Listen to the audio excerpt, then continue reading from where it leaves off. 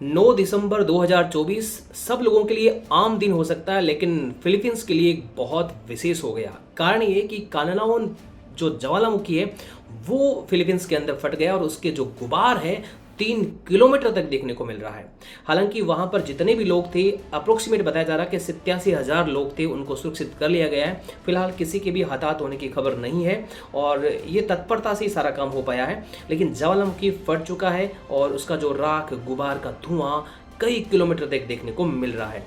ज्वालामुखी जब फटता है तो उसका जो मुख है उसको क्या बोला जाता है, ये आपको बताना है।